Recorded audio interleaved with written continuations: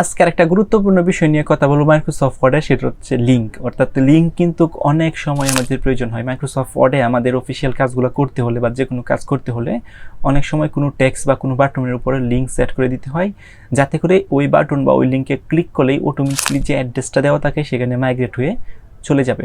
So সেটা করার জন্য ফার্স্ট অফ অল আমার ডেস্কটপে একটা মাইক্রোসফট ওয়ার্ড ফাইল ক্রিয়েট করি, এটার নাম দিই আমি লিঙ্ক।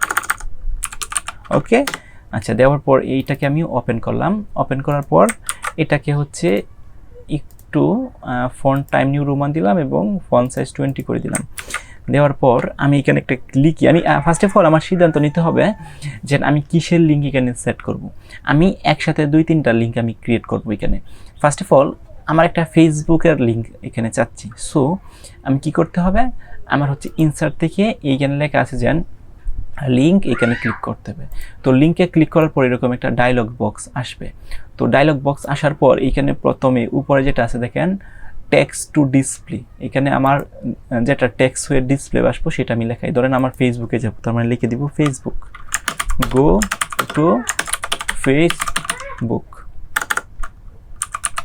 Go to Facebook. তার মানে এখানে হচ্ছে আমার ফেসবুকের যে অ্যাড্রেসটা আছে, ওয়েবসাইটের ডোমেন নেমটা সেটা দিতে হবে।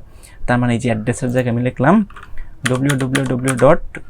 এখানে লিখলাম facebook.com, অর্থাৎ https: এটা দেওয়ার দরকার নাই। দেখেন অটোমেটিকলি চলে আসবে, কিন্তু দেখেন www.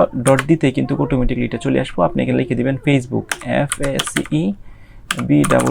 facebook.com, facebook.com লেখার পর আপনি এখানে ওকেতে ক্লিক করবেন।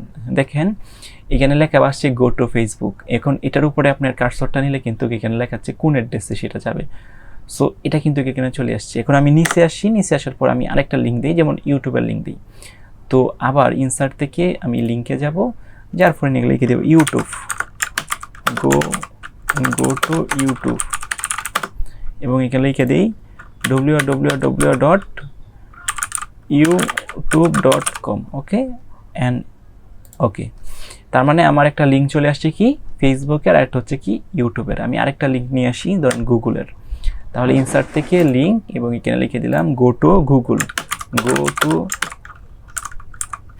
গুগল, এখানে লিখে দিলাম www.google.com। ওকে এবং ওকে।